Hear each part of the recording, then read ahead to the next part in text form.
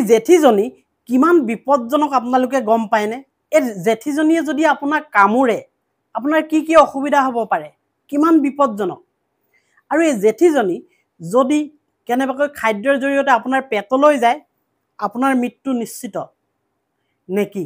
এই কথাবোৰৰ ওপৰত আজিৰ এই ভিডিঅ'টো মই প্ৰস্তুত কৰিছোঁ আৰু আপোনালোকে জানিবলগীয়া কথা, গতিকে ভিডিঅ'টো আপুনি শ্বেয়াৰ কৰিব নিজৰ আত্মীয়ৰ উপৰিও, বন্ধুবৰ্গ আৰু কোনোবা অচিনাকি মানুহে যদিও পায়, কিছু হ'লেও কথাখিনি নজনা কথাখিনিৰ পৰা উপকৃত হ'ব।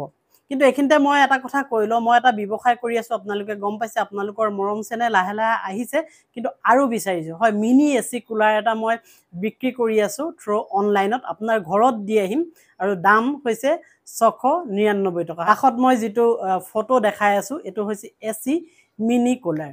আপোনাৰ ঘৰত কুৰিয়াৰ দ্বাৰা দি অহা হ'ব 699 টকা মাত্ৰ। গৰম দিন আহিছে, বহুত সকাহ পাব, খুব ধুনীয়া ঠাণ্ডা বতাহ আহিব। বাৰু যি নহওক, আৰু ইয়াত অৰ্ডাৰ অলৰেডি মোৰ আহিছে প্ৰায় 12টামান অৰ্ডাৰ যোৱাকালি আহিছে। গতিকে কেইজনমানৰ নাম মই কৈ দিছোঁ, যিকেইজনে বহুত বহুত ধন্যবাদো দিছোঁ। জ্যোতি নাথ এখেতে কৰিছে অৰ্ডাৰ, তাৰপিছতে তপনজ্যোতি মোহন তেখেতে শদিয়াৰ পৰা কৰিছে।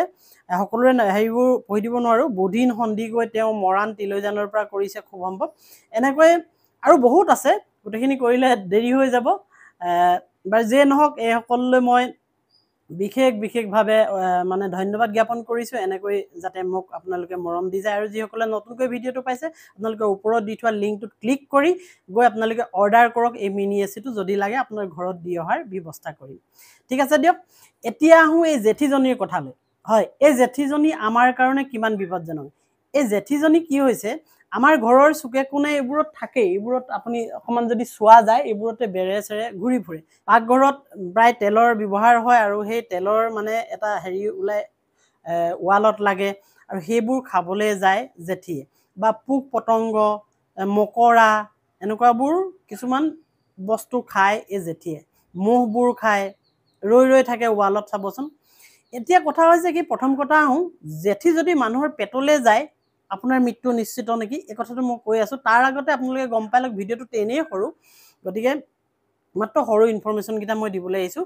জেঠীয়ে যদি আপোনাক কামুৰে আপুনি কি কৰিব? প্ৰথম কথা হৈছে, জেঠীয়ে জেনেৰেলি আপোনাক কামুৰিবলৈ কিন্তু নাহে, খুব কমেই শুনিবলৈ পাব।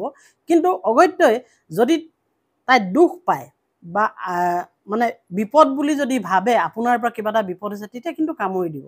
প্ৰতিটো জীৱ জন্তুৱে নিজৰ আত্মৰক্ষাৰ কাৰণে কি কৰে, দাঁতকেইটা ব্যৱহাৰ কৰে আৰু কামুৰি দিয়ে। হা, আৰু অন্যান্য পোক পতংগ বা কিবা আছে, তেওঁবিলাকৰ তেনেকুৱা ধৰণৰ বস্তু থাকেই, সেই বস্তুটো ব্যৱহাৰ কৰে আত্মৰক্ষাৰ কাৰণে। কাৰোবাৰ শুং থাকে, কাৰোবাৰ কিবা থাকে, ঠিক তেনেকৈ জেঠীৰ দাঁত আছে।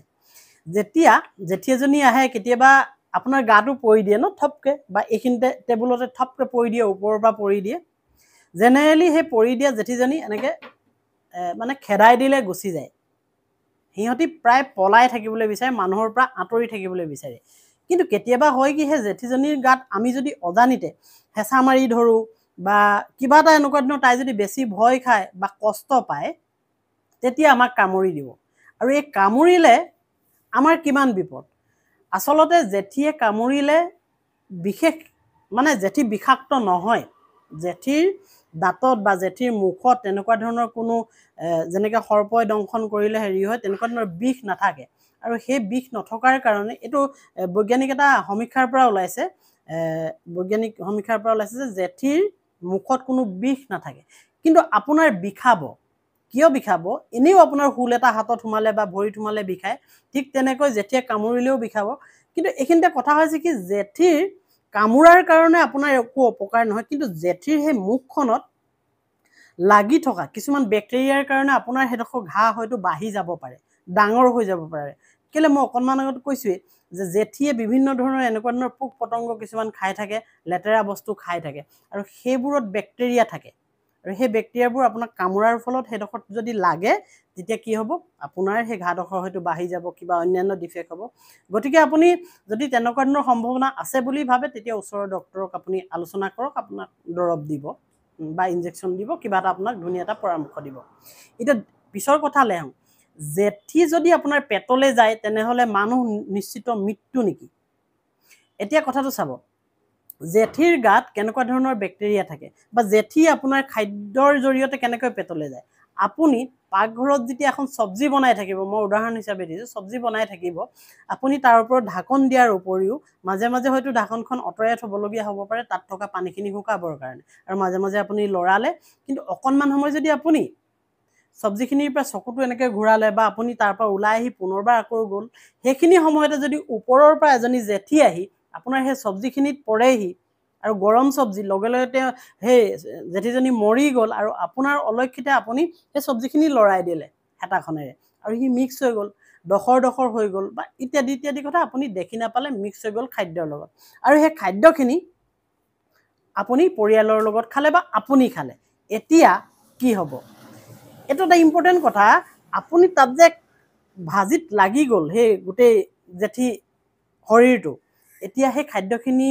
বিষ হৈ গ'ল নেকি এইখিনিতে মই আপোনালোকক কৈছোঁ শুনক মই অলপ আগত কৈ অহাৰ ধৰণে জেঠীয়ে লেতেৰা কিছুমান ঠাইত থাকে আৰু এনেকুৱা ধৰণৰ মানে বিষাক্ত বস্তু কিছুমান ভক্ষণ কৰে সেই বেক্টেৰিয়াখিনি জেঠীৰ গাত যিখিনি বেক্টেৰিয়া থাকিব মুখখনেৰে লেতেৰা লেতেৰা বস্তু যেতিয়া খাব বেক্টেৰিয়া কিছুমান মুখত থাকে বা তেওঁৰ শৰীৰত থাকে জেঠীৰ শৰীৰত থাকে আচলতে আৰু সেই বেক্টেৰিয়াখিনি ক'ত চব্জিখিনিত মিলি গ'ল আৰু চব্জিখিনিত মিলি যোৱাৰ পিছত কি হ'ব আপোনাৰ খাদ্যত আহি যোৱাৰ লগে লগে আপুনি যদি খাই দিয়ে একচুৱেলি বিষ নাই জেঠীটোৰ গাত কিন্তু আপোনাৰ অপকাৰ ক'ৰ পৰা হ'ব কাৰণ লেতেৰা বেক্টেৰিয়া থকাৰ কাৰণে কাৰণ লেতেৰা বেক্টেৰিয়াৰ লগতেই সিহঁতি বসবাস কৰি থাকে লেতেৰা বেক্টেৰিয়াখিনি চব্জিত মিলি গ'ল আৰু চব্জিত মিলি যোৱাৰ কাৰণে আপুনি ভক্ষণ কৰিলে আপোনাৰ পেটৰ অসুখ হ'ব পাৰে বা অন্যান্য কিবা কিবি অসুবিধা হ'ব পাৰে কাৰণ মই অলপ আগত কৈ আহিছোঁ যে জেঠীয়ে লেতেৰা ঠাইত থাকে লেতেৰা বেয়া বেয়া বেক্টেৰিয়া কিছুমান